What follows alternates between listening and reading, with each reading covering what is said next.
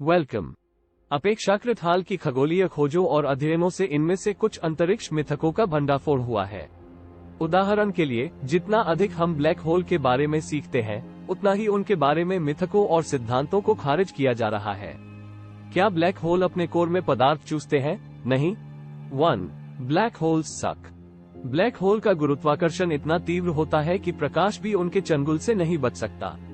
वे gas की परतों को चीरते हुए और घटक परमाणुओं को तोड़ते हुए तारों से जीवन को बाहर निकाल देते हैं। उन्हें अक्सर विशाल ब्रह्मांडीय वैक्यूम क्लीनर के रूप में चित्रित किया जाता है, जो अंतरिक्ष के विशाल क्षेत्रों को साफ करने में सक्षम है। हालांकि विज्ञान के तथ्य और विज्ञान कथा के ब्लैक होल पूरी तरह से समान नहीं है। वास्तव में ब्लैक होल ब्रह्मांड में लगभग किसी अन्य विशाल वस्तु की तरह ही व्यवहार करते हैं। किसी वस्तु के गुरुत्वाकर्षण खिंचाव से बचने के लिए आवश्यक गति, चाहे वह ग्रह हो या ब्लैक होल, पलायन वेग के रूप में जाना जाता है। सूरज जैसी वस्तु के लिए एक मामूली गुरुत्वाकर्षण खिंचाव के साथ एक वस्तु को बचने के लिए केवल 384 मील 618 किलोमीटर प्रति सेकंड की गति से यात्रा करने की आवश्यकता होती है। यदि ये गति प्राप्त नहीं की जा सकती है, तो वस्तु वापस नीचे सौर सतह की ओर गिर जाएगी। एक ब्लैक होल के घटना क्षितिज पर यहाँ तक कि प्रकाश की गति से यात्रा करने वाली कोई चीज लगभग 186,411 मील 300,000 किलोमीटर प्रति सेकंड बचने के लिए पर्याप्त तेज नहीं होगी और एकमात्र विकल्प अंदर की ओर जारी रहेगा। आप किसी वस्तु से जितनी दूर जाते हैं, पलायन वेग उतना ही कम होता है और घटना क्षितिज से दूर ब्लैक होल सितारों की तरह व्यवहार करते हैं। काफी दूर और काफी तेज गति से गुजरने वाली वस्तुओं को केंद्र में खींचे जाने का कोई खतरा नहीं है, और अगर सूर्य को आज उसी द्रव्यमान के ब्लैक होल से बदल दिया गया, तो पृथ्वी सामान्य रूप से परिक्रमा करती रहेगी। 2. गर्मियों में पृथ्वी सूर्य के अधिक निकट होती है। अधिकांश लोग जानते हैं कि पृथ्वी एक पूर्ण चक्र में सूर्य के चारों ओर यात्रा नहीं करती है, इसलिए ये देखना आसान है कि क्यों कुछ लोग छलांग लगाते हैं और यह मान लेते हैं कि सूर्य से दूरी के कारण मौसम होते हैं। लेकिन जब आप सोचते हैं कि उत्तरी और दक्षिणी गोलार्ध वर्ष के अलग अलग समय में गर्मी का अनुभव करते हैं, तो यह विचार नहीं होता है। पृथ्वी की कक्षा उतनी अंडाकार नहीं है जितनी लोग कल्पना करते हैं, और एक वर्ष के दौरान पृथ्वी और सूर्य के बीच की दूरी केवल 3.1 मिलियन मील 5 मिलियन किलोमीटर बदलती है। ये केवल लगभग 3% है। क्या अधिक है? उत्तरी गोलार्ध में सर्दियों के दौरान हम वास्तव में गर्मियों की तुलना में सूर्य के अधिक निकट होते हैं। ऋतुओं का वास्तविक कारण पृथ्वी का अक्षीय झुकाव है। जैसे जैसे वर्ष आगे बढ़ता है, प्रकाश उत्तरी और दक्षिणी गोलार्ध में आनुपातिक रूप से अलग अलग कोनों पर और हर दिन अलग अलग समय के लिए टकराता है। सर्दियों के दौरान दिन छोटे होते हैं और प्रकाश कम कोण पर वातावरण से टकराता है, गैसों के माध्यम से सतह की ओर यात्रा करता है और ऊर्जा को वितरित करते हुए जमीन पर फैलता है। गर्मियों के दौरान दिन बहुत लंबे होते हैं और सूरज की रोशनी पृथ्वी से एक तेज कोण पर टकराती है, जो फर्श की ओर अधिक सीधा रास्ता अपनाती है और ऊर्जा को एक छोटे से क्षेत्र में केंद्रित करती है। 3. सूरज जल रहा है। आग को जीवित रहने के लिए 3 चीजों की जरूरत होती है: ईंधन, गर्मी और ऑक्सीजन। सूर्य के पास ईंधन है क्योंकि यह मुख्य रूप से हाइड्रोजन और हीलियम गैस से बना है। हीलियम एक अक्रिय तत्व है और आवर्त सारणी पर अपने कुछ अस्थिर पड़ोसियों की तरह नहीं जलता है, लेकिन हाइड्रोजन अत्यधिक ज्वलनशील है। सूरज भी भारी मात्रा में ऊष्मा ऊर्जा उत्पन्न करता है और इसकी सतह लगभग 9932 डिग्री फ़ारेनहाइट 5500 डिग्री सेल्सियस है। हालांकि अंतरिक्ष में ऑक्सीजन नहीं है, इसलिए अग्नि त्रिकोण सूर्य के लिए अधूरा है। वास्तव में सूर्य वास्तव में आग का गोला नहीं है, और इसके बजाय जो गर्मी और प्रकाश पैदा करता है, वह थर्मोन्यूक्लियर सम्मिलन का परिणाम है। हमारे तारे के उच्च दबाव, उच्च ताप वाले वातावरण के अंदर उच्च गति वाले हाइड्रोजन परमाणु एक दूसरे के 1 महिला मीटर, जो कि 0.00000000000001 मीटर है, के भीतर आते हैं। इस दूरी पर एक टक्कर 2 नाभिकों को एक साथ फ्यूज करने, हीलियम बनाने और गामा किरण विकिरण के रूप में भारी मात्रा में ऊर्जा जारी करने की अनुमति देती है। सूर्य के अंदर हर सेकंड 700 मिलियन टन हाइड्रोजन मिलकर 650,000 टन हीलियम बनाती है, जो श्रृंखला प्रतिक्रिया में अधिक सम्मिलन को ट्रिगर करती है और इस प्राकृतिक परमाणु रिएक्टर को चालू रखती है। 4.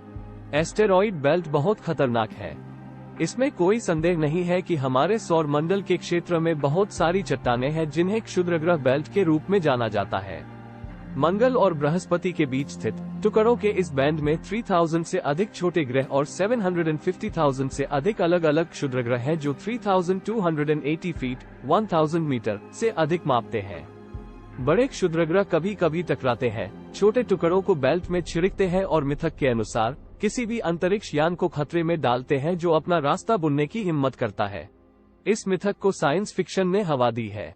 जब Han Solo Star Wars The Empire Strikes Back में मिलेनियम फाल्कन को एक क्षुद्र ग्रह क्षेत्र में ले जाता है तो C-3PO चेतावनी देता है, सर, एक क्षुद्र ग्रह क्षेत्र को सफलतापूर्वक नेविगेट करने की संभावना लगभग 3720 से 1 है।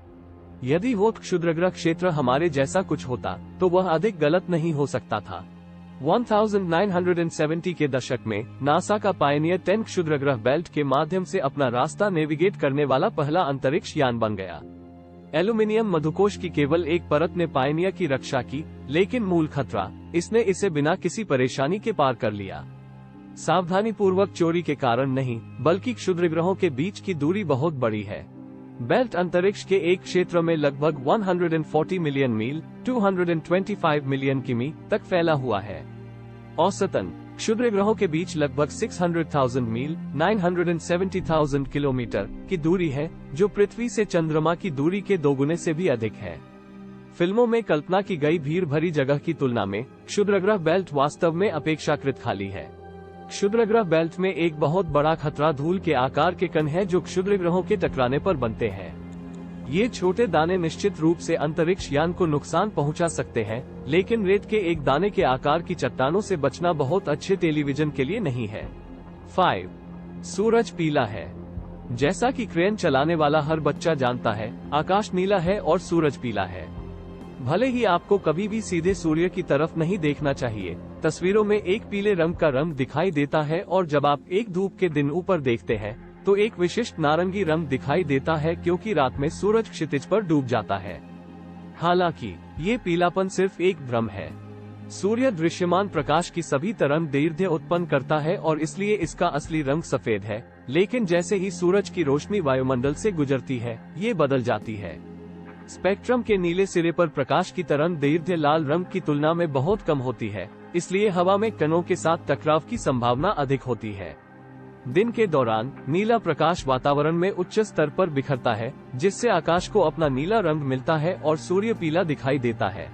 सुबह और शाम के समय जमीन से टकराने वाले प्रकाश को दूर की यात्रा करनी पड़ती है और ये प्रभाव और अधिक चरम हो जाता है। अधिकांश छोटे नीले तरंग दैर्ध्य जमीन पर गिरने से पहले बिखर जाते हैं, जिससे सूर्योदय और सूर्यास्त को इसकी विशेषता लाल नारंगी रंग मिलती है। 6. अंतरिक्ष से दिखाई दे सकती है चीन की महान दीवार। The great wall of China दुनिया की सबसे लंबी मानव निर्मित संरचना है और अविश्वसनीय 13,171 मील 21,196 किलोमीटर तक फैली हुई है।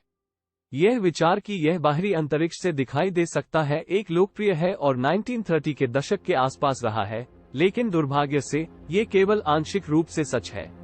महान दीवार बहुत लंबी हो सकती है, लेकिन निश्चित रूप से यह अपने आधार पर केवल 20 फीट 6 मीटर से अधिक चौड़ी नहीं है। इतना ही नहीं, इसका निर्माण उन सामग्रियों से किया जाता है जो आसपास के इलाके के साथ अच्छी तरह से मिश्रित होती है। लो अर्थ ऑर्बिट में, जो 99 मील 160 किलोमीटर की ऊंचाई पर शुरू होती है, दीवार को राडार की छवियों में देखना आसान है लेकिन नग्न आंखों के लिए अदृश्य है। मार्च 2013 में अंतर्राष्ट्रीय अंतरिक्ष स्टेशन पर अपने समय के दौरान कमांडर क्रिस हेडफील्ड ने ट्वीट किया, मैंने अंतरिक्ष से चीन की महान दीवार को नहीं देखा और न ही चीनी अंतरिक्ष यात्रियों ने। एक पर्याप्त बड़े कैमरा लेंस और स्पष्ट हवा के साथ, शायद। If you love watching these type of video, then like and subscribe to our channel. Thanks for watching. By BYYY.